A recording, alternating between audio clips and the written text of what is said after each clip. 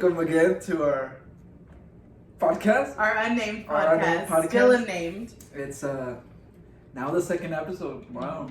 Time goes by so fast. I thought we would get canceled from the first. We didn't even get started. I know. But I guess we're still here. Yeah. For many who thought that it was not going to happen. Many who thought, nobody thought. Nobody thinks of us. We're here. And, yeah. Well, you know who does think of us? Fatima. Oh. She commented first comment last time. Yeah, first comment. I thought you were going to say James Franco. I was like, did you watch it? Because we talked a lot about He's one of our 67 views. Yeah, we talked about a lot about James Franco. No, well, yeah, I guess we touched on him a little bit. But yeah. Well, it's just a recap, right? Yeah. Today we're here to talk about the real stories. What's in my bag? No, I'm just kidding. That's what people wanted to know. That's what people wanted to know. So what is in your bag? What is in your bag? Nothing. Just a couple of hands. Hold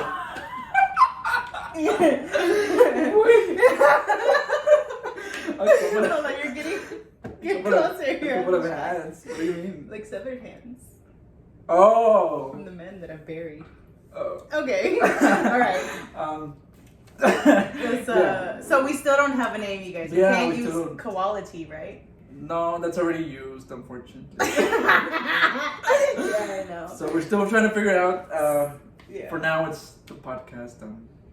CC, BB, TV, Mm-hmm. 6 letters. It's a lot. Okay, so I think we're about to get like a little serious, right? Like, because we're gonna talk about. I'm just kidding. For real though, Chappelle. Dave Chappelle. That is the topic. That's what everybody's talking about. about. Yeah, that's what everybody's talking about. So you saw it? I saw it. I saw it. Like it was. like it was like a murderous, gory. Look. Before we get into it, that's one of the big problems going on right now. That everybody wants to criticize it and say something about it, but people are not actually watching it. And that's was gonna be my mistake when I heard all these things like, I saw the articles first. I saw the articles, people saying, I feel betrayed by Dave Chappelle, especially gay people and trans people. And I was like, you know what, I'm gonna watch this. I don't want to sit through and it's give like him another view. It's like or not only that, but it's like you're sitting in a show where you're gonna get roasted, and it's not even roasted, right? It's like actual hateful, well, not hateful jokes. Well, we'll get into that, but yeah, we'll get into it. Cause I do you want to start? Oh well, I saw it and you saw it, so I guess the point is see it first, right? Yeah. And then you formulate your own opinion. Yeah, that's the thing that a lot of people are scared to see it for that reason that you just said. And it's like, how can you have an opinion if you don't watch it? And another thing I wanted to say about it was that I was ready to defend him after the first watch. Because I was like, it's pretty bad, but it's not like he just hurt the one. But then it's like, at the same time, I'm not a trans person. So how can I say what's not offensive if I'm not the community being offended? And that's what I also thought too. Well, I'm gay, but I could only go as far as when he makes those gay jokes, right? Mm-hmm. So that's what I was criticizing him for being, because before he starts getting into the gay community, the trans community, he's like, but you need to remember, I'm that person who walked away from the $50 million when people were not laughing. Well, he doesn't explain, but I was like, did he miss out on a deal or something? Like, I didn't understand that. The thing with that is that he was on the very top, like Dave Chappelle, when he was on Comedy Central and all of that, like he was like killing it. And I think he got proposed $50 million for a new show, but it was around that time where the people in charge were actually racist people, and the audience who he was attracting were racist white people. So he had to decide, like, do I take this deal and start continue to make this my comedy, knowing that it's attracting not just black people but also racist people who are laughing not with but at you. at you. And he was like, no, I'm gonna walk away from the $50 million. And then nobody heard of him until now, these Netflix specials and stuff like that. So he walked away, right? And that's the argument. Like, oh, people are saying, well, it's just comedy, it's just art. So then why did you walk away from the $50 million when your comedy was being used? And even though hate, you know, I think he even said in his special that comedy is art. If he sees himself as an artist, you can't just say it's just jokes, because he himself said, yeah, in a way, it's not just jokes. It's art. It's how an art. It says things, says something. That's how hypocritical it seems. Like, okay, at one point you're saying, oh yeah, it's comedy, but racist people shouldn't be laughing with my comedy. So and then now you're saying you're having people of hate who hate the trans community, who hate gay people. They're laughing with those jokes. At those jokes. Yeah. And it's like you left the $50 million to escape that situation, but you actually returned to it in a whole different way, right? So it's like, there you go. You took the biggest L, basically. Like, you left $50 million for one thing, but not for the other. And he talks about intersect. Well, no, I don't think he talks about intersect, because what he's doing is he's separating the trans issues from black issues when they're intersected. Like, I think the black trans community is one of the most vulnerable communities. Oh my god, like, you can't separate the two, and I think that's what he misses. Yeah, I think his intentions were good. I think he was targeting those the white gay community, the white gay community and the white trans community, who maybe they have a little bit more power, right? Like, but like, how can you criticize even if it is the white gay community? Like, how can you criticize them for standing up for themselves? It sucks that they get the most power, they get the most the most defense.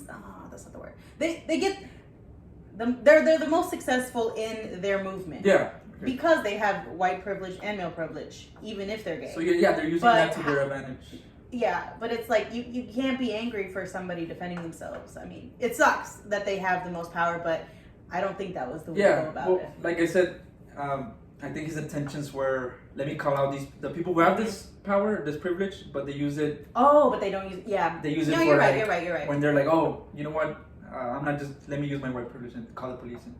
At the Women's March, that was one of the Hoochies of Houston, that was one of their main concerns, was that it's a very white women event.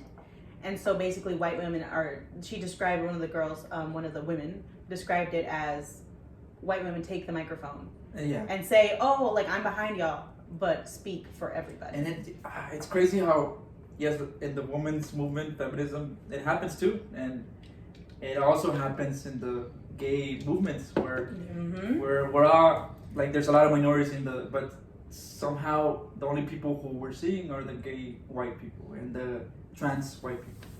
Intersectionality and people. I think that's that's what he was going for. Yeah. But it just somehow along the way he just completely blind spotted us, who we're minorities inside the community, and you're making fun of him, and those jokes, people who hate that community are gonna use them too.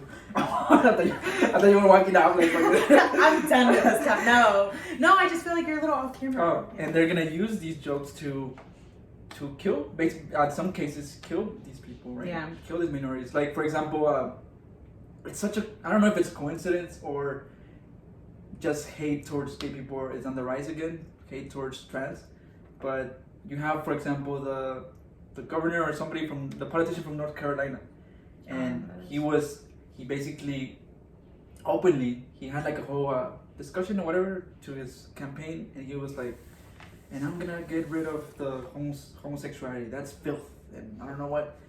And I saw that, and a lot of people saw that, and they're like, how could you say this openly? Like, why? Like, especially because words like those are sometimes those are the last words gay people and trans people hear before they die. Like, filth, the F word, all these hate. And he doesn't realize that he's repeating that same hate.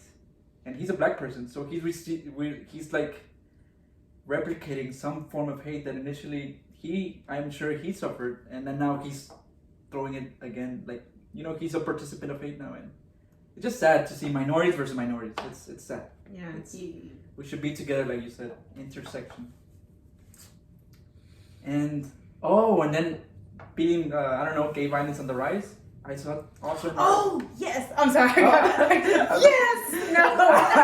No, but I saw that. I saw what you tweeted. Oh, okay. Well, yeah, That's so crazy. like I don't know, months ago. I don't know when this exactly happened, but the article came out 2 days ago where this person he was part of a scheme. So he's one, and he's part of a scheme where people are using the Grindr, this gay app, to find gay people and make them victims of hate crimes. So we're actually being hunted, and I'm like, what? Like I thought we were all good, but it started with Dave Chappelle, and now we're this day's fault. No, yeah. Well, I mean, it's a coincidence that it's on the rise. Like just when this. Well, I think that's more media coverage. Because if you said if it happened months ago, I mean, I don't think they correlate. Maybe it's correlation, yeah. But I think it's more the media, like, okay, so... Because I always notice that pattern all the time. Like, if one big event happens, they cover all the similar topics for months, and then they move on to the next thing, but... Well, what I mean is it shows that it's proof that it's not just comedy. It's not just that. It's real. I mean, people were saying this when blackface was coming out in the 60s or it's not just comedy. Like you're actually hurting people, So no, but back to the story that you reposted. I was thinking about that, how a long time ago you told me how you're just meeting people on Grindr. I mean, I don't mean I don't mean to put your business out. No, but like when you were telling me that. Yeah. But when you were telling me that, I was just like, why aren't you telling anybody where you're going? Yeah. I mean, because I don't think, because the women in my life I know do that. They're like, okay, I'm going to go meet this person. Even if it's a job interview, if it's this or that, I text my sister where I'm going. I just text her the address and maybe share my location with her because she's my sister. And it's like, why do just women do that? Like, everybody should do that at this point. Like, and I think, that's my fault where I guess I'm just so used to, like, it's because Grindr is such a part of the gay community. Like, it's like it's part of the culture. And I think now, especially, we're blindsided too with that, with the dangers of Grindr. And seeing that article just reminded me, oh shit, like we're actually in the danger, we can't get too comfortable using these apps now. Yeah. If we were, but let's not forget, Grindr works like a radar. So, oh my God. And that's the thing. This could be a precedent to, I don't want to give any ideas, but to other serial killers or who want to target the Craigslist killer, the Uber driver killer guy. Yeah. People who are seeing that article, I didn't want to talk about it for that reason because people who are seeing, no, I didn't want to give like ideas into it, but people who are seeing that article and they're like, oh, that's a great idea. That's a great idea to target gay people. Because Grindr works like a real gaydar, whoever's near is gonna appear in the app. Is that their slogan? No, whoever's near is gonna appear. It should be Grindr the gaydar. Gaydar. They should call it that. No, I like Grindr. I mean, I don't use it. But I like the name Grindr. I've never used a dating app. It's not even Tinder. Well, it's like Tinder, but it's more immediate. Yeah. It's like Tinder, but immediate. Like. I think I made a Tinder a long time ago when I was single, and then I was just so scared to use it because I was just like, no, everybody's gonna be mean. I mean, still dangers in Tinder, right? So with Tinder, there's dangers, and that's like you could. And not just for women, men too. You guys, men too. Everybody, y'all should have a partner or a friend, a sister, a sibling. Just.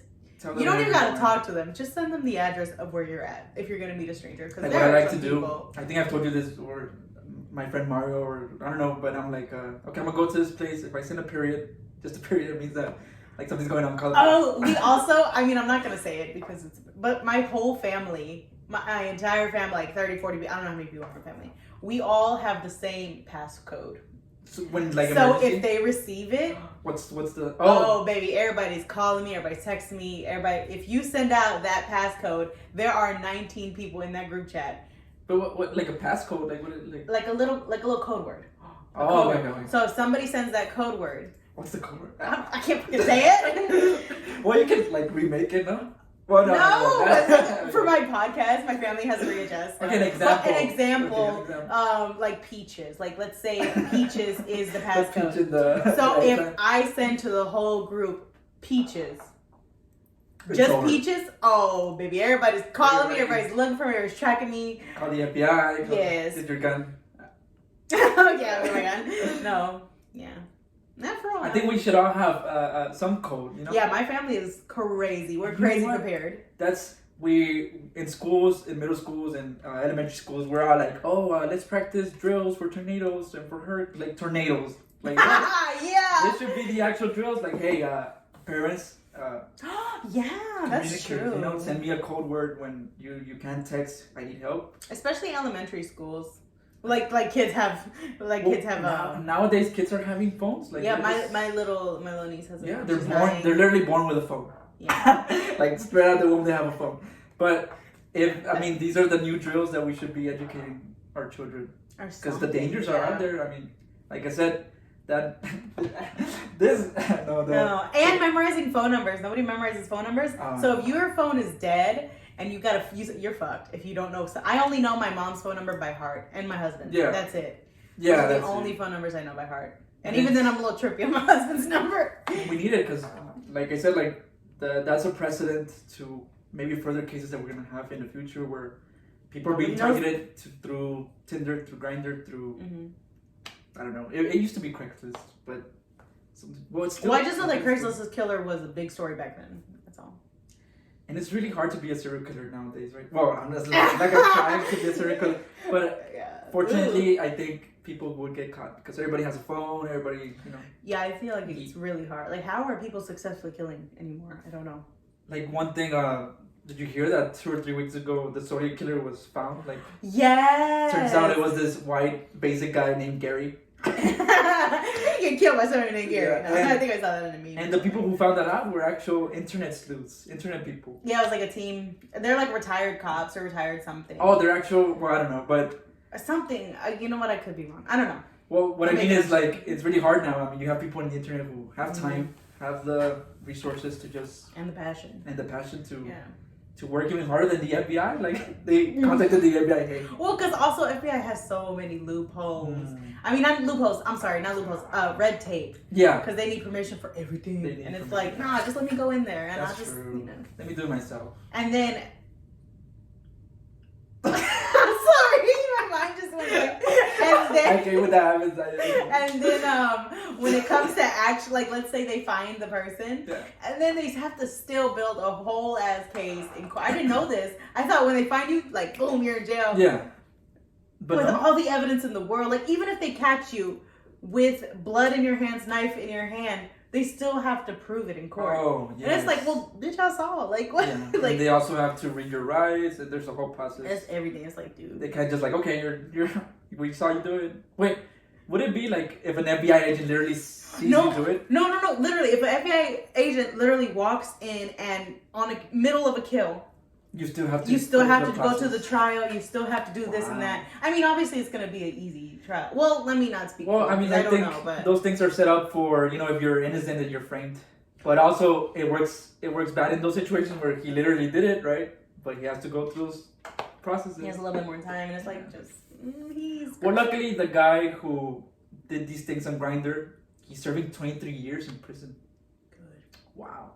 Well, but what I found did he kill people or did he hurt them? So I didn't get too much into the. That's a little bit. I didn't get too much into the article. Oh, okay. But it just says. Oh wow, we're talking about a headline. It's like he did do like violent stuff. I don't know. I'm not sure if he killed somebody, but what I find more troubling is it was part of a scheme of something. Yeah, right. It sounded like there's a network of people. Yes, and I'm like, what the hell? So this is just the beginning. I'm telling you, and that's why I'm again telling our fellow gay people, you're being hunted. So watch out. We're being hunted.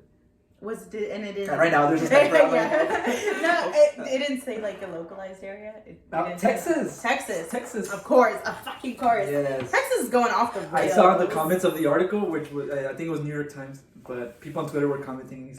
They're like, I'm surprised he didn't run for office. I'm surprised, Greg. Oh, and in the photo he was. He was crying, and somebody was like, "It's the teary eyes." Yeah. That was so funny. Oh, I love making fun of people. There was one where they're like, "I bet Greg Abbott's already signing his pardon." I know, for real. Oh my god! Wow. Freaking Greg Abbott. Anyway, that's another. That's for another episode. We're stuck here in Texas, guys, with these idiots. So yeah, don't even. Don't make me come sad. save us if you're watching this from another state. Just donate so that we can move to California or something. California's got it going on right now. Something's going on in Texas. Like we're trying to live our lives normally, but I think in the back of our minds, every Texan knows that something bad is going on with the local governments. Like it's crazy. Yeah, I don't know. Anyways, I don't know. Well, we'll save it for the next one. Let's just shit on Texas right now. Then you're right. Okay, well, it starts with the abortion laws, right? That whole thing. Greg Abbott, what are you trying to? And they also still don't want to leave this whole election thing alone. No, dude, what is it? They're making it. They're not doing mail-in ballots anymore. It's like, well, what about people with disabilities? Like, you know, like they can't stand in line for a long time. That shit's like, you know what I mean? Like, some of them have to mail in from home. And also, this fear or fascination with, I don't know why he's willing to stand up so much against vaccines, against just regular rules that will keep everybody safe, like masks or vaccines. Like he's just really against them for some reason. And the problem is that being against them, people are actually dying because you're against them, and he's already vaccinated. He's using, maybe the public eye, he's not using masks, but he's using a mask when he's going out there. And I bet for a fact that he's vaccinated.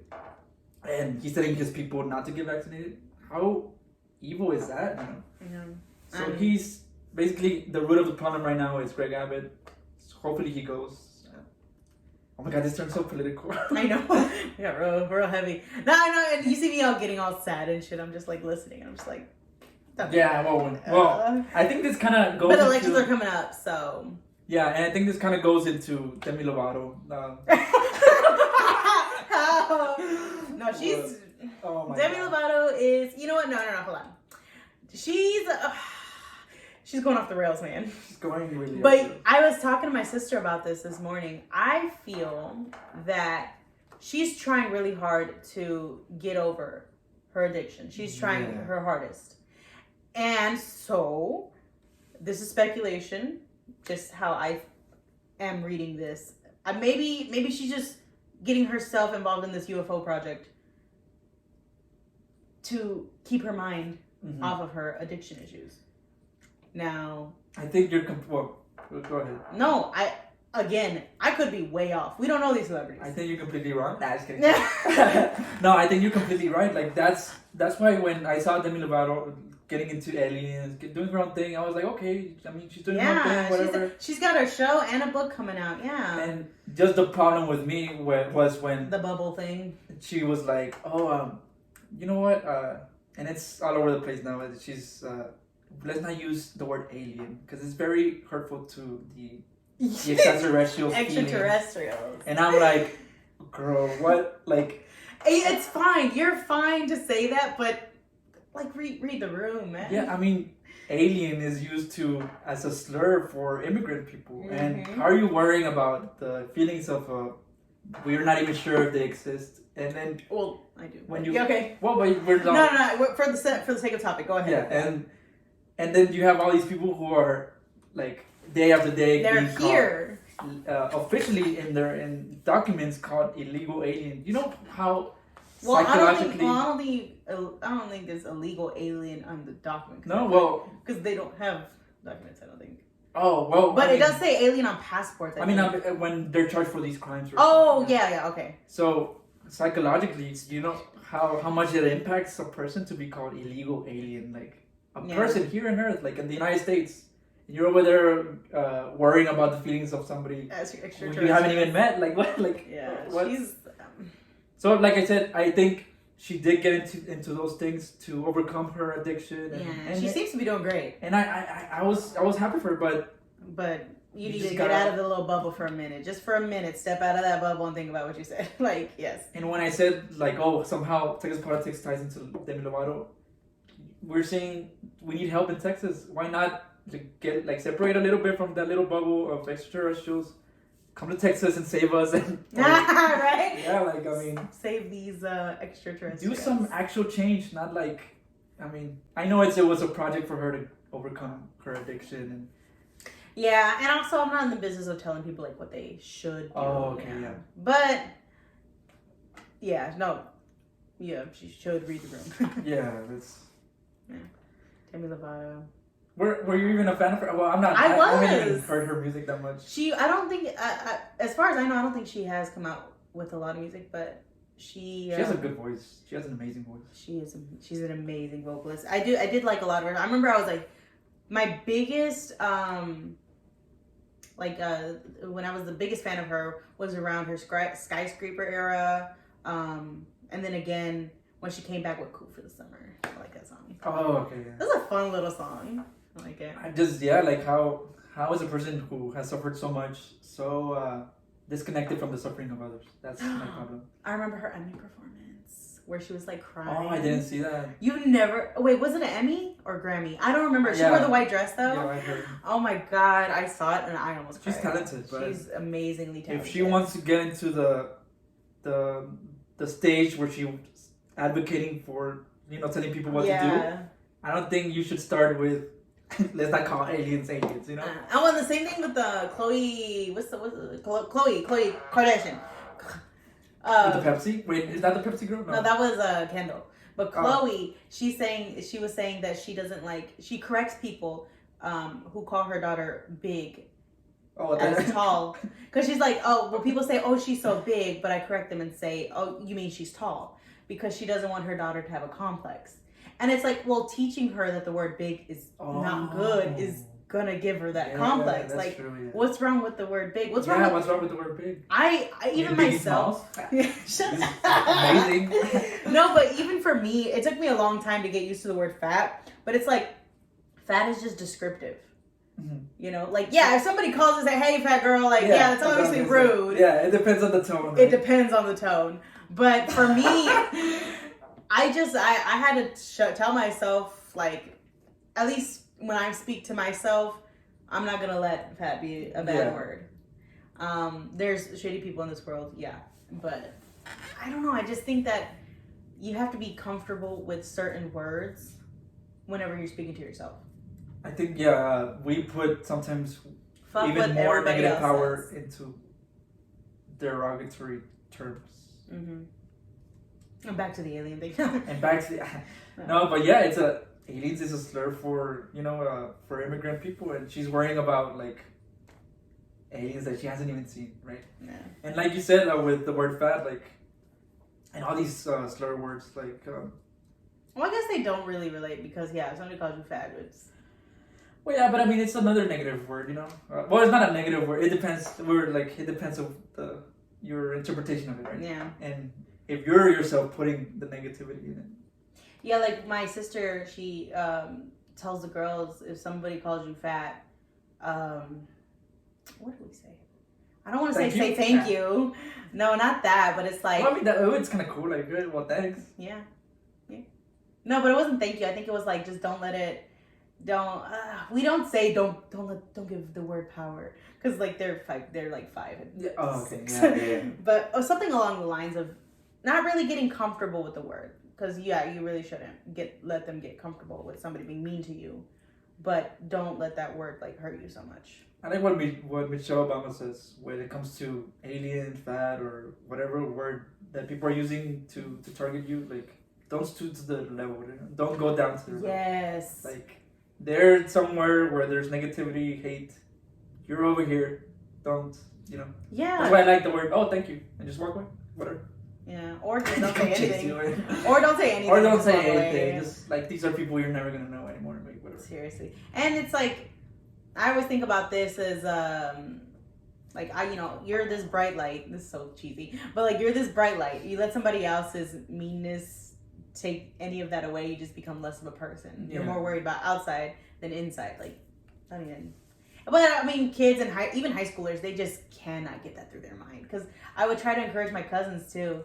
They were high schoolers, and oh my god, they would just listen to so many people's thoughts, and they would care about what people thought of them. And it's girl, you're gonna get rid of that one day, I promise. Yeah. But after high school, it just goes downhill. What is it about high school that you're just everything matters so fucking much? That's so crazy. It's Oh, it's because we're in high school. We're really young, and our worldviews are really narrow. So our world is the high school. Yeah, our world is the high school. We met in high school. Oh, we did. Yeah, like 11th grade. Yeah. People called him Edward Cullen because Yeah, you wore that gray jacket. You know what? I never stood to their level. No, I actually liked it when people called me that. I don't know. I felt like that was like a compliment. At least you never called it. I was fine, yeah. I was Team Jacob. Sorry. That's why we're like enemies in high school, right? No, we were never enemies in high school. Yeah. No, since the beginning we just like clicked. Immediately. No. I don't think from the beginning. I liked you like, oh, he's pretty cool. But then when we started talking about music, I was like, oh my god, I love him and we're gonna be best friends. Really? Yeah. Oh my god. I don't remember that conversation. I know, you told me. I don't know when was it, like it's crazy how it's really sometimes really hard to remember that specific like day and specific time where you just talk to this person. Like I can't remember. I don't remember. Yeah, like the first. Oh, I do. Really? I asked you for a highlighter. I did. It was an English class, and I asked you for a highlighter. So, yeah. Yes, and but I literally didn't even need the highlighter. I saw you, and I was like, he's been quiet in class. He sits right next to us. Let me just talk to him, because I never see you talk to anybody, and you look just so interesting. You were Edward Cullen, I was like, let me just talk to him, and yeah. Did I give you the highlighter or not? I didn't even care. I didn't care with the highlighter. Probably didn't even care the highlighter. Yeah. I probably looked at you like, what the hell? Why are you asking me? Yeah. Your best friend is like right there. Marlon was like right next to me. Marlon, remember? Yeah. How did you do that? Well, probably Marlon's watching this. I hope so. What should you know about our podcast? She should be a guest. She would be a guest. Let's do that. Let's give her a call. She was, every time I would talk to her, has all these smart intellectual things. She really does. And lately she's been on she's been on this she's been on a journey. Like I saw her, well, I haven't hung out with her in so long, like maybe about a year ago. That's what happens, right? Like, yeah, well, it's normal, yeah. Yeah, but last time I saw her, she was like, she just seemed to be turning a whole new leaf. Oh man. Yeah. Well, that's what I was gonna say, that in high school it was the three of us, because we would actually not just talk about high school stuff, we would actually talk about like real shit. Yeah, real. And we would talk about like stupid ass. Yeah, stuff. it was. I think that's why we all clicked. Yeah. Why did this turn into a high school? I know. High school reunion. What's another topic? It was a dark time. This is dark. The Viking speaking story. of dark. Okay, you go first. Halloween. I don't know. I got my pumpkin because I'm Halloween spirited. So, are you a Halloween fan or no? Like the holiday of Halloween. Are you a big Halloween person? No, I mean, it's just one of those holidays. But I really like when other people like get into it. You know, I don't know why, but I'm not that person where would like be putting pumpkins and decorating and everything. But but I love to see other people do it. Especially Halloween. It's really cool. I don't know. You know what I think it is? I think it's Texas. Because everything is still great. He's gonna put another law saying fuck Halloween. It's Antichrist. I wouldn't be surprised. I wouldn't. No, but it's still green here in Texas. Hot. It's humid. Yeah. It is so gross here. There's no cool wind, no orange trees, none of that. And I feel like it's really hard to get into the Halloween spirit when in the movies it just looks like a fucking dream. When it's like fall. Yeah, it looks like a dream in these movies that we're all watching, but like here it's like swamp ass. Yeah, that's true. But I love it. Me too. Well, I like the whole supernatural. I love it. Spirits and all of these things. I've been fascinated with that since when I was a kid. So. I like more folksy stuff, like or like folklore, like La Llorona, or stuff like that. What's what is it? The Wendigos. Where the fuck is it? The scary stories to read in the dark books. Do you remember those? Oh yeah. Oh, Did you remember that story where it was this that's the one scary story that I read when I was a kid that still stayed. The spider one? Oh, I thought You have a spider. No, where the girl, she's always tying she has a rope. Oh, Jenny. Oh, I think I have it too. And everybody's like, Jenny, why do you always carry a rope around your head? And then she's like, oh, because when I untie it, it comes out. And I was like, and everybody will freak the fuck out. I was like, wow. But no, I loved that story. For me, it was the spider bite. Spider bite? What's that one? It was one of the scare. Why do I keep pointing? like they can see. No. Okay. Oh, okay. Wow, that was not bad. I didn't know you had the actual book. No, but there's this one, and it's a very short story, like literally like half a page. Basically, she falls asleep, and she gets a spider bite, and it becomes like a boil, so like an infected spider bite, and then one day just fucking pops and spiders. Oh wow, it's gross. You know, I've seen that maybe like in movies, right? That's a scene that comes out. You know that happened in real life to this one guy. Well, it was in 1,000 Ways to Die. So I don't know how those fucking stories are, but he went to like some South American country, and he went into the jungle or something, and a fly, one of those flies or mosquitoes or some kind of flying bug, planted eggs in his brain. And something was happening to him mentally, like because they were eating at his fucking brain. That was gross. I think that's what's happening to Greg Abbott. Yeah. Maybe that's why he's acting so crazy. No, he's just desperate for them constituents. That's what he is. He's trying to get his votes back after that ERCOT thing. Back to Greg Abbott. Is it worth it though? He's so trash. But is it worth his base that he's trying to appeal for? Is that base really? Politicians are fucking. No, I know they were powerful. No, like they're desperate to keep themselves where they are. Like, I know, but like, the base, like all these people. Oh. Is it worth having them happy? Are they really gonna take him to again being governor again? Like. You'd be surprised. I mean, maybe he has a lot of deals with certain people that cannot be broken. Yeah. You know what I mean? Like funding, and I don't know how that works. Because at this point, I'm like, I think it's getting really obvious the bad job that you're doing, even to the base that you're trying to appeal to. I think even them are noticing, hey, we need somebody new. Mm-hmm.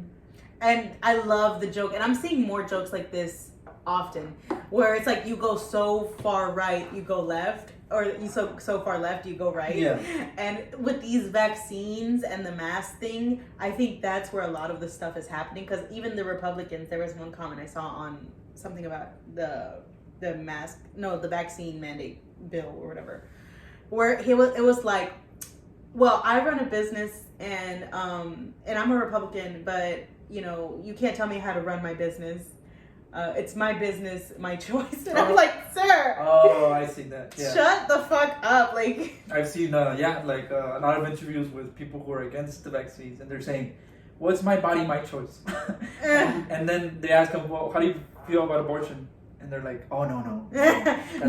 No, but the guy who said that. Isn't the woman, like, it's the same thing? It's her body, her choice. Like, so what? How come you're okay with when it's your body, your choice with the vaccine, but not okay with a woman having her body, her choice in abortion? It's like, what? Doesn't add up. Make it make sense. Yeah. I think Greg Abbott also kind of had, he's basically doing that.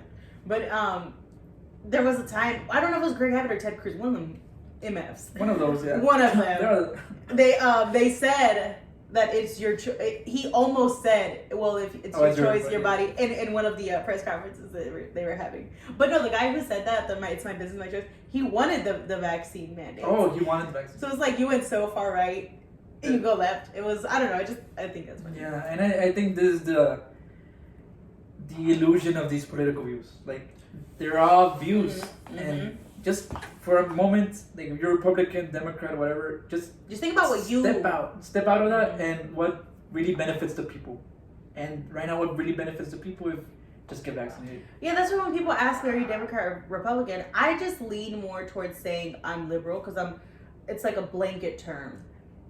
Yeah. You know what I mean? Like, yeah, liberal is obviously more democratic. It's more this, more that. But I feel like maybe some of my views could be conservative. I don't know. Yeah, well, I think I kind of am in the ballpark with you because I neither am Democrat or Republican. I side with whoever is benefiting more the people. And now... Do you think centrists are, like, not scapegoats, but, like... Centrists? Like, you're in the middle? You're in the middle, you don't want to decide. I think it's a easy... Well, then again, that's another label. It's an easy position, too, because you don't want to piss off this side and you don't want to piss off that side. Yeah, that's true. I think whatever you like or whatever you believe in, just try not. I guess politically, when it comes to labels, it's a little. It's just get rid of them because there's also some Democrats who are also really bad. There's in both parties, so I feel like as long as you stay in that mindset where who's benefiting more the people, and then that will guide you to. Because if you have, oh no, I'm just Democrat, then you're just narrowing your view, right? If you're saying I'm just a Republican, you're narrowing your view. And we're back to that sports mentality where, it's my sport, and I'll accept whatever my team does, you know. Yeah. And that's why maybe your team can't make a fucking decision. Maybe your team is also effing up, you know. Yeah. And I feel like Joe Biden is just, he's so vanilla. You know what I mean? Like he's getting, I don't know, like what is he doing? Well, I can't like. Yeah, go ahead. I can't like step by step what he's doing, but I think as far for infrastructure and stuff like that, he's promoting good plans, but people want him to do even more. Yeah. Oh, somebody wrote an article actually in our opinions piece in the paper this issue, where basically it was like, where's Kamala Harris? Because lately she's just been out of the spotlight. Wow, that's true. Where has she been? Yeah, I think the last big story was whenever she was she responded to the Haitian migrant photos. Yeah. She made like a comment. She made a comment, and she also was on The View and talked about that. Yeah. But other than like that, she really hasn't done big like press conferences. When it comes to Kamala, the last time I heard of her, like, well, obviously right now, but she's everywhere, right? But the one thing that stayed in my mind was don't come. No, well, that too, right? How she flip-flopped, but I have a theory about that. But go ahead. The last time I read something about her was when she was taking this trip to, I don't know, she was going out of the continent. I don't know where she was going, but on the plane she received mysterious headaches, and the White House statement was like lost. Kind of, it was mysterious because they were like, oh, and people were speculating, well, was it COVID? But it wasn't COVID. It was just an attack, some headache episode. And then people linked it to... Well, yeah, she's VP. I get a headache every fucking day. Well, it goes even more mysterious, though. Yeah. People linked it to one of these... It's this weird phenomenon, and people don't know if it's collective hysteria or what it is. Oh, when you get an airplane? No. A lot of officials who work for intelligence agencies, MI6 or CIA, or they're really important politicians, when they leave somewhere where designated area, suddenly they get these headaches. And there's a theory that it's people are using radio waves to target these officials. And it's called the Havana syndrome. I thought like the CIA was like putting chips in their head. It's called the Havana syndrome because it started in Cuba, where a lot of the agents who were stationed there, they were complaining of these mysterious headaches and like nauseating things. And well, it was studied, like maybe it's collective hysteria or not. So that's the last time I was reading about her, and she had one of these headaches, and people were like, oh, what if it's the Havana syndrome? She was targeted, but they don't want to. And then coincidentally, she hasn't appeared in a while. Yeah. I think the last time I saw her do anything public was with you. But my theory about her was after that don't come, the don't come thing. I feel like that just was out of character for everything that was going on with her. Now it could be that she flip-flopped, but I feel like they used her as a pawn. As a scapegoat. So, as a scapegoat. There we go. Where they had her say that. Yes, that's what I believe. Ever since then, I feel like there's been friction. Yeah. In their administration because they made her do that. Yes. And so now that's why she's not talking so much. That's why she's not making too many public appearances. And in his article, the guy's article in their newspaper, he's like that she was at his side all the time and now she's not. Oh. Like, so it's like. That was my theory. I think it that maybe really... there's some friction because they used her. Yeah, because that's what vice presidents. They use them all the time. That's the running joke. I mean, we see Veep, the series, where we have this character who's the vice president, and it's comedy again. It's comedy, but there's truth in comedy. And in that show, she's a vice president too. She's a woman vice president, and she's always being used, like you said, by the president. Hey, do this, take the heat for this. So I think she did get sent, and she was like, "Hey, we need somebody to take the heat." And you can kind of see when. Well, this is just how I saw it. Maybe because I'm really hopeful for her.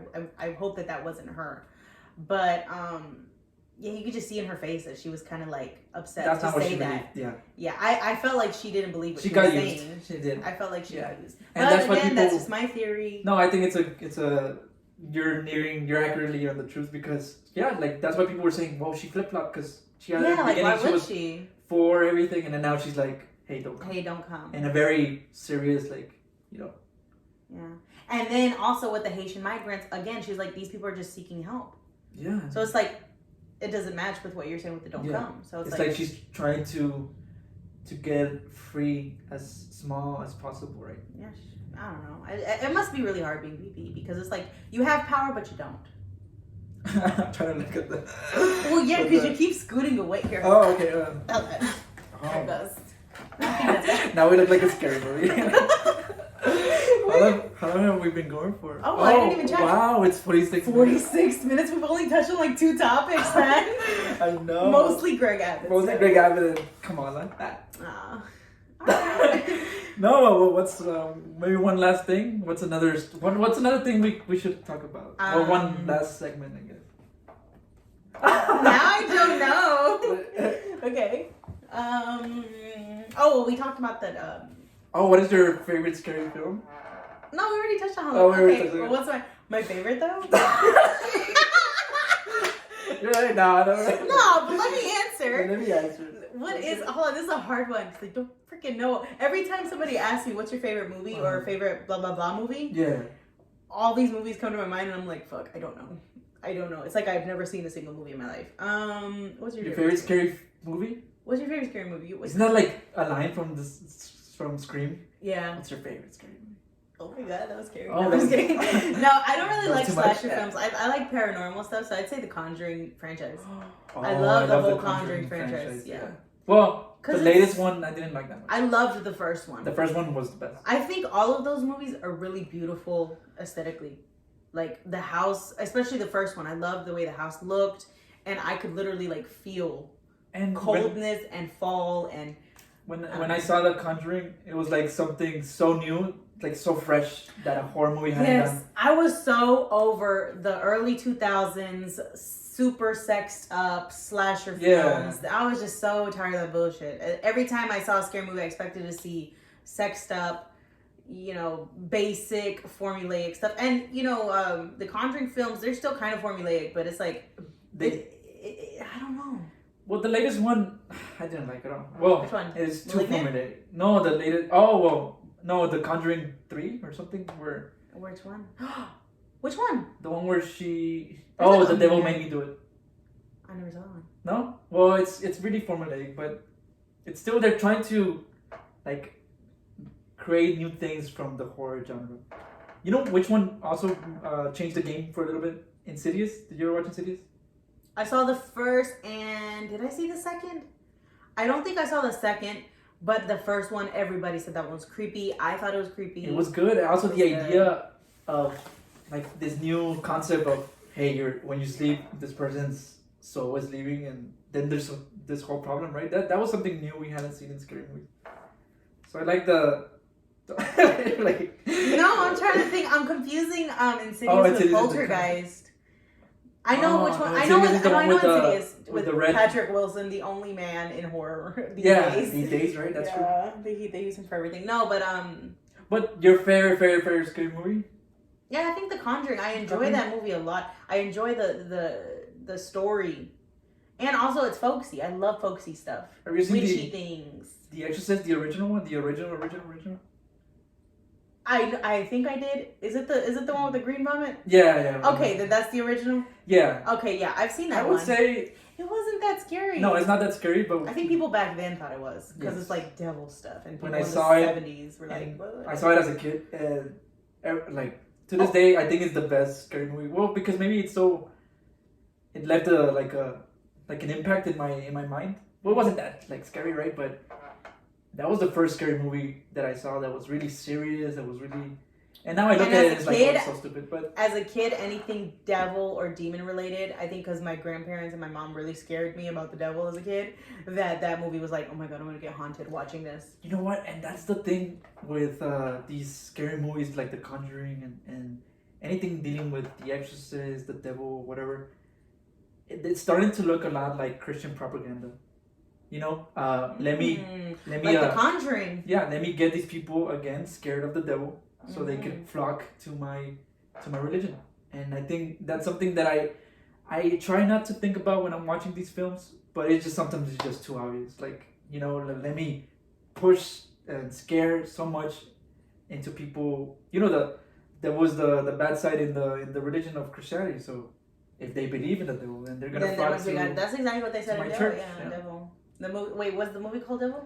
The devil made me do it. Yeah, like no. There's another one that they ended the movie just like that, where the elevator one is called Devil. No. Oh, okay. That's exactly how they ended it. If the devil's real, then so is God. Yeah, and I mean. And that's it. No, I'm kidding. And I forgot. Like, I respect whatever religion people believe. No, me too. But put yourself in the shoes, let's say, of Muslim religion, you know, or any other religion foreign to Christianity. What if they were doing these films, like, you know?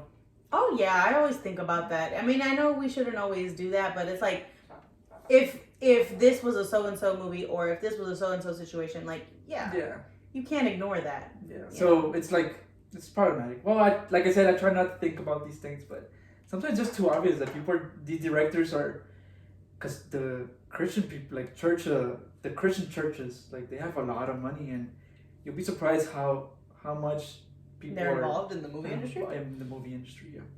I never thought about that. They pay big bucks so they could push their agenda, and they feel. I mean, Joel Osteen is a producer. It's not like evil, but they feel they're right about it, so they feel it's the right cause. And, I mean, you can't force us into believing it, but I mean, if they're feeling it's the right cause, and they're wasting all this money for it. Yeah, but I don't think that'd be the center of it. But so yeah. I kind of stray away from those type of movies where, like, the devil and I don't know. I loved. You know what? Now that I'm thinking about it, Rosemary's Baby. Oh my god. Oh my! That movie was beautiful. It was interesting. It was weird. I loved it. Because that one doesn't focus too much on the religion of it. You know. It's all religion. Oh, well, it's not all. Well, yeah, it's all about the devil. Like, she had the devil's baby. Wait, no. Yeah, she had the devil's baby. No, what I mean, like, in the clergy, in the church, and the, you know, it doesn't focus too much. Yeah. Anyway.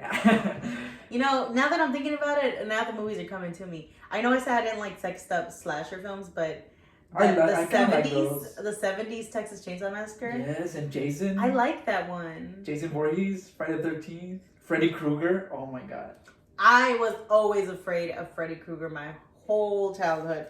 Freddy Krueger freaked me out. I think of all of them, he's the most formidable. I think it's his face. And also, he could just crawl into your dreams. And we know. We've seen these movies. Yeah. No. Yeah, maybe it is the dream thing, because I'd be so freaking tired. Well, the new one that came out, Halloween, Mike Myers. I need to see it. I haven't seen it. But they did a really good job with the one before that one. It's more a realistic aspect to it. I need to see it. And again, we have representation there. The detective in the first one is a black person. So, you know, just part of, you know, a realistic worldview where, like you said in last episode, black people are everywhere. You know, let's capture that in our movies too. And write great roles for them. Yeah. You know what movie I saw that remember when Get Out came out? You just reminded me right now. God, that's a good scary and everybody thought it was a comedy. Yeah. That was fucked up. That is. You just reminded me of that whenever you're talking about the roles. That's a really good horror movie. And also Us. I still haven't heard the. Oh my god! It just came out years ago, and I rented it, and I played it, and all freaking kids in the house were like being loud. So I was like, "Oh, I'll watch it later." I never did, and then I didn't want to rent it again because it's like, damn, like. Oh my god! And what about? Let the 48 hours pass. I want to watch it so bad. You need to see Candyman. Candyman. The new Candyman. I never saw it. So it's I heard it flopped. Well, maybe in the box office because people, pandemic. Oh yeah, the pandemic. Yeah. But I saw it and wow, like it has horror elements, but the broader issue that's being talked about, like police brutality and jumping to conclusions of whether a person is guilty or not, especially because of the color of their skin.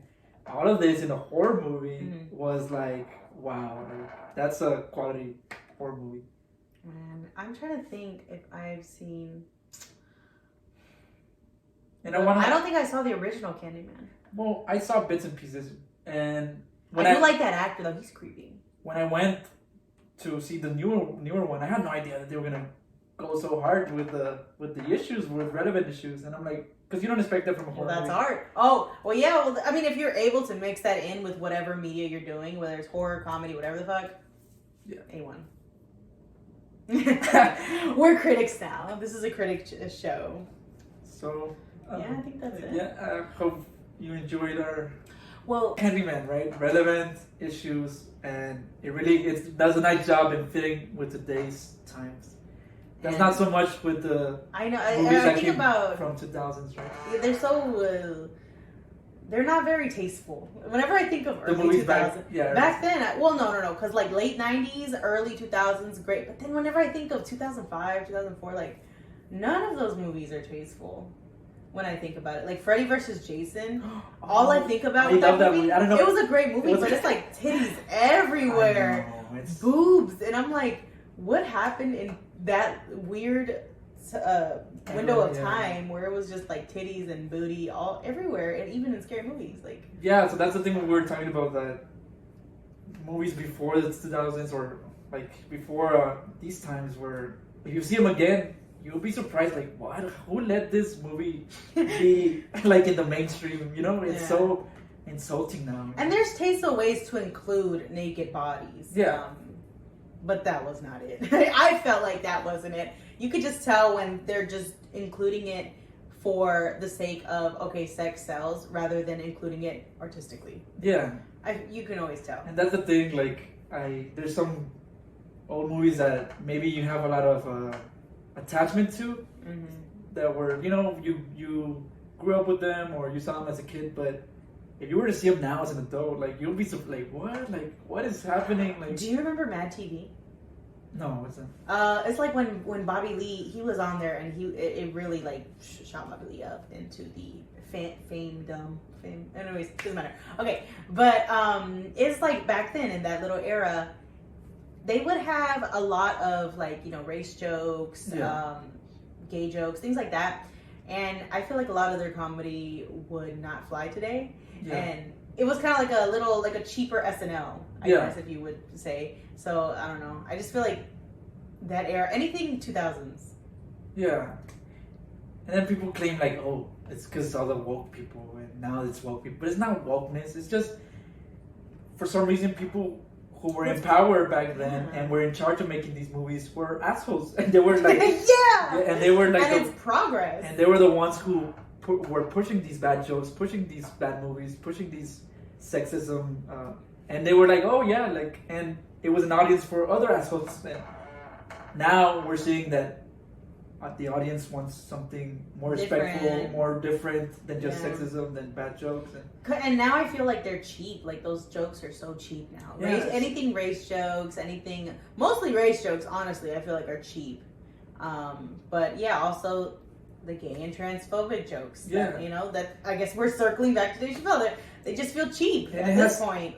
And it has nothing to do with wokeness. It's just that the people it's just the people who represent these communities that were made fun of. Now, fortunately, we're getting into these positions where we're deciding which movies get greenlit, which actors come in, and that's why we're seeing the difference in these movies.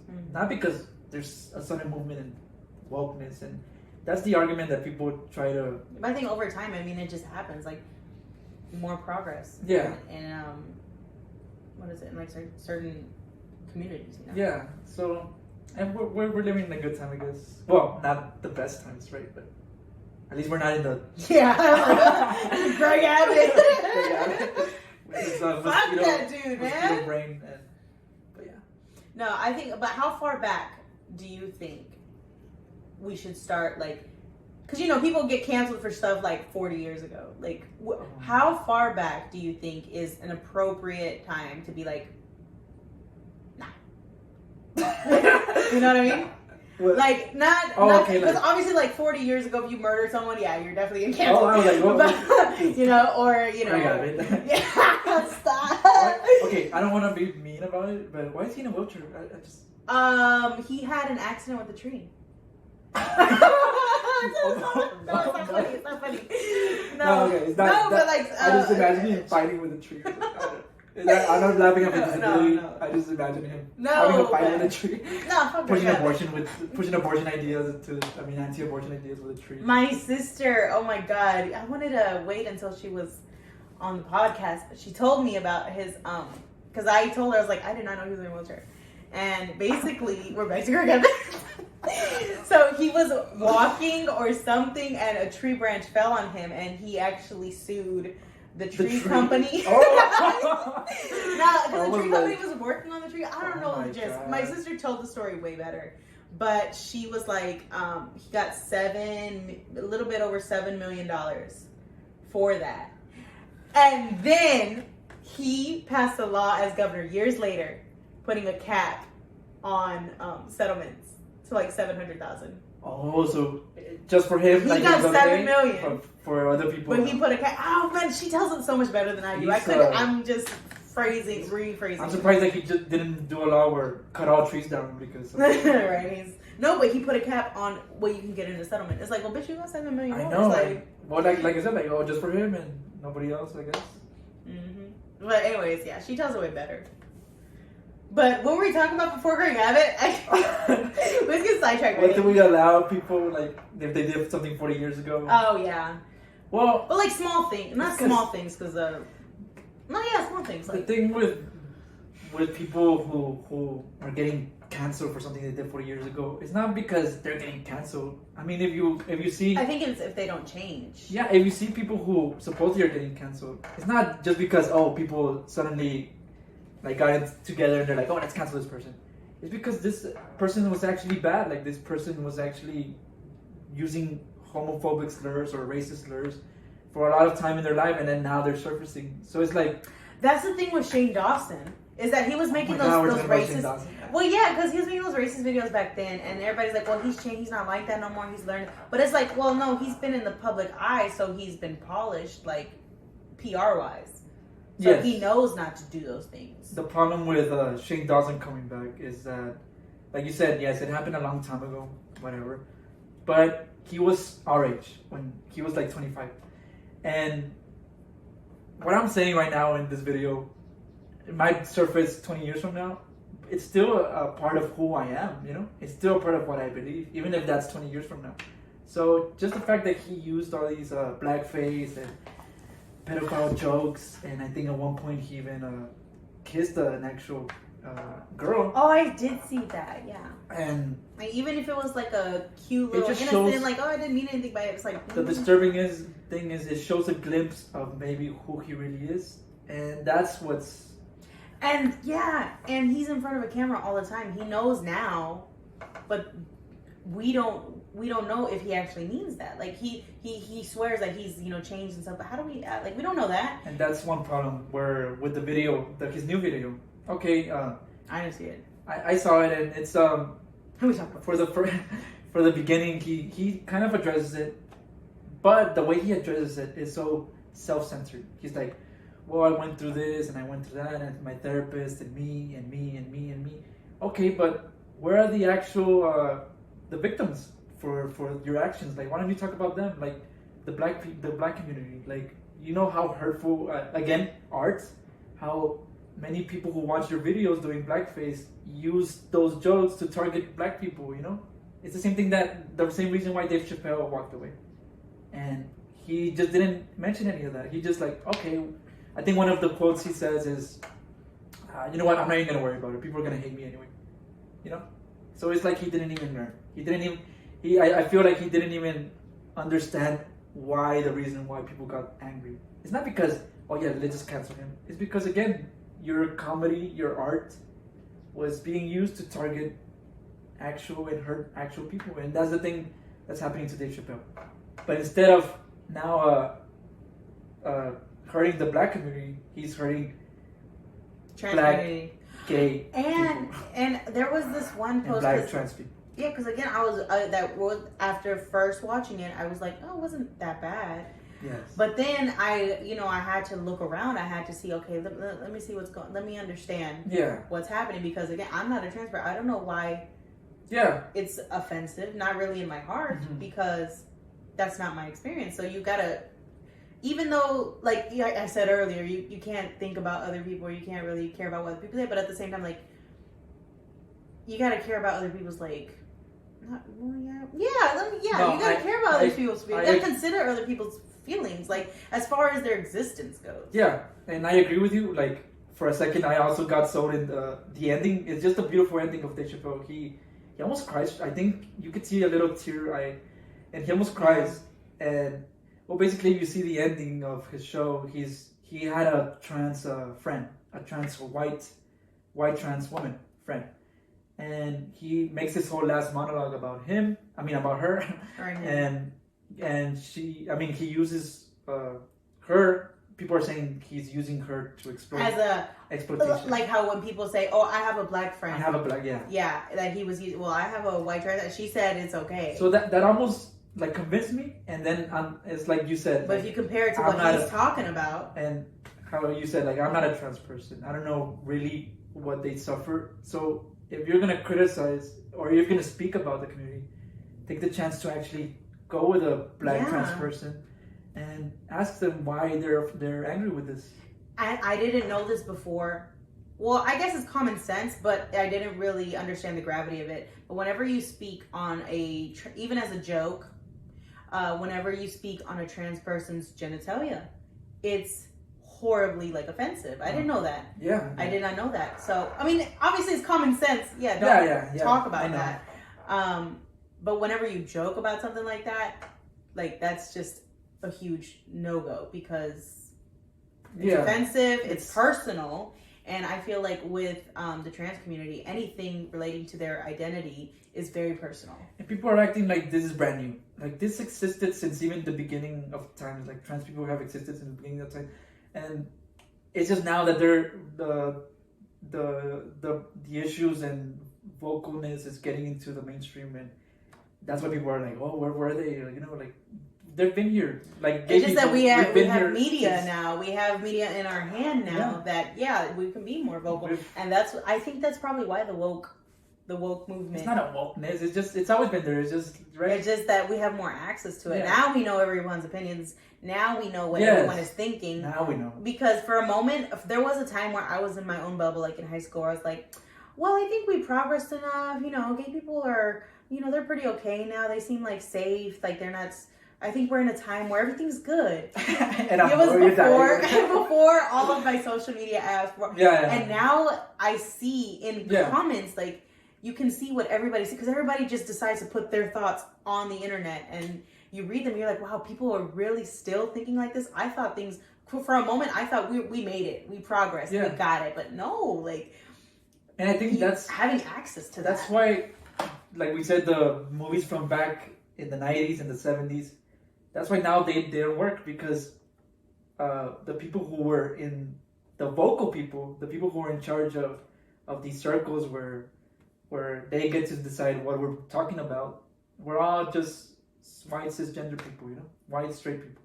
So we didn't see these issues with trans, with gays, because they were always in charge of these circles. Nobody could, but now the internet is something wonderful where, like you said, anybody could just post a comment, anybody could just put a... And people hate... And we're starting to dialogue about this. And people hate that. They're like, oh, the internet has ruined everything. But it's like, no, the internet is just showing everybody's colors. It's bringing reality to our face. Yeah, it sucks. And I hate that I know everybody's fucking thoughts on everything. And I do get in a mood whenever I read comments on like just hateful Our shit. comments. Yeah, right? No, not on our things, but like on big posts, you know, like on Shade Room or on freaking ABC 13. I heard it's crazy. Oh no, it gets a lot of. I'm not gonna lie, they're funny ass comments. They're funny comments, but some of them could get real homophobic. Yeah. Like the comments could get crazy, and then like ABC 13 local news. So it's like everybody commenting is more than likely from here in Houston, and it's like, like these people really live in my city, like just hateful people, man. I don't know, but I get in a mood, but then at the same time, it keeps me in check. Like this is reality. Yeah. Yes. And it sucks, but I would rather live in reality. I'd rather where I know that there are people like this around me, and that's the thing with these people who you say they're dropping hateful comments. They don't have the balls to think like you do, if something you hate, you're still willing to absorb it because it's reality, right?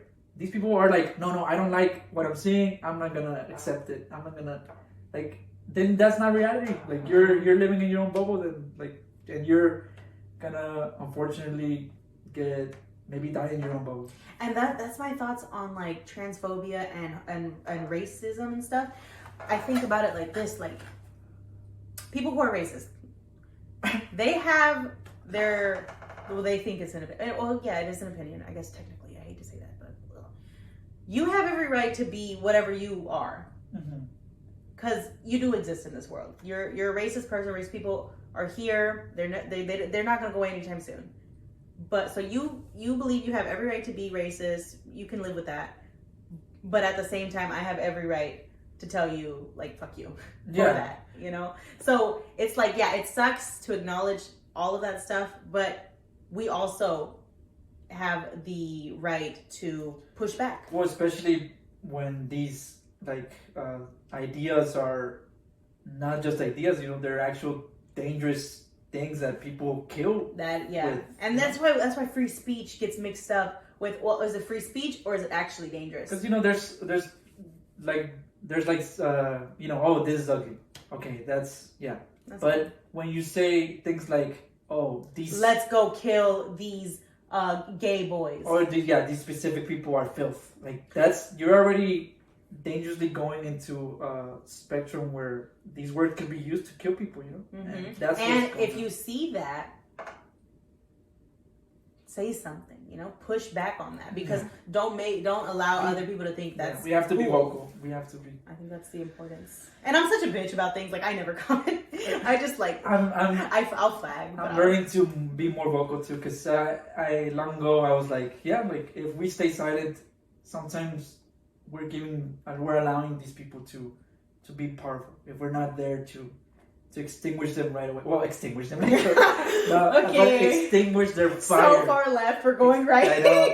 Extinguish their fire of hate. You know? Yeah. No, but that's what Chappelle was saying. And he was like, Twitter's not a real place. So it's like, well...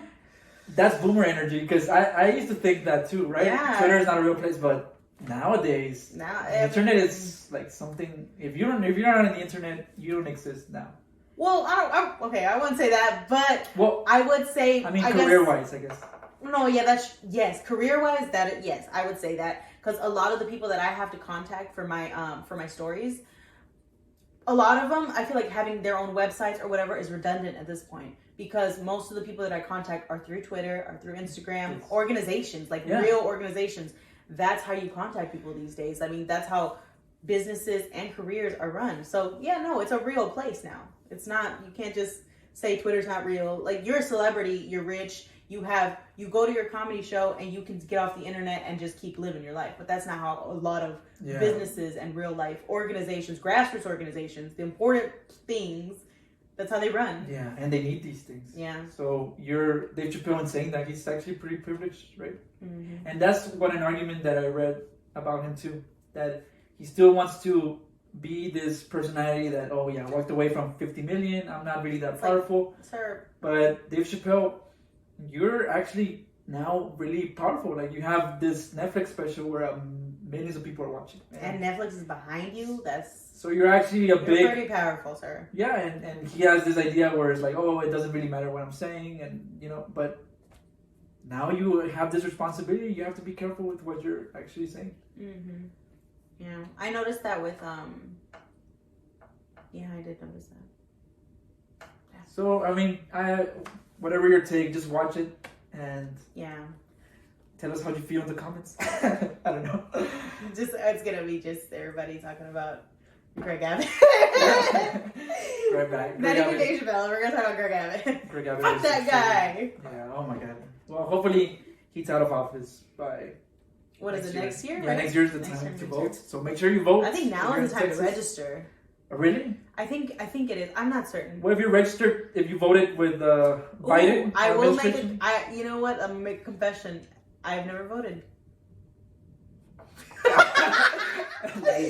No, for real. No, actually, I can't. The first time I voted was in the last election. Yeah. Biden versus Trump, and so that's what I was gonna ask you. If you voted last election, you're already registered, right? I don't know. Oh, we have to get these things right to help. Yeah, I wish I was more informed in the voting and everything. And maybe that's what we should do to be better people. Yeah, vote is very powerful. Yeah. Vote, because I talk all the stuff about politics, but I don't vote. I'm a hypocrite. I wouldn't say you're a hypocrite. Just maybe they would. But I wouldn't say. No, but I really need to do that this year. Like I don't know a thing about where the fuck to go. How do I register? And actually, your vote really does matter. I mean. And I believe that, so why haven't I gone? I mean, God, I'm so fucking lazy. If the people who voted for Greg Abbott, the only reason, they put Greg Abbott there. Our votes, we don't want Greg Abbott, we could take him out. Yeah. Especially with...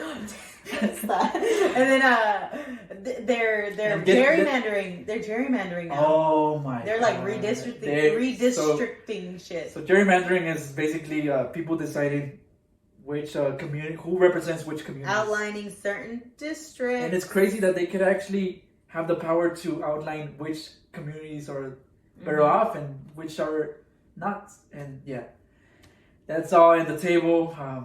We need to get help from the trees. Hey, Greg Abbott, you have something to finish. Yeah.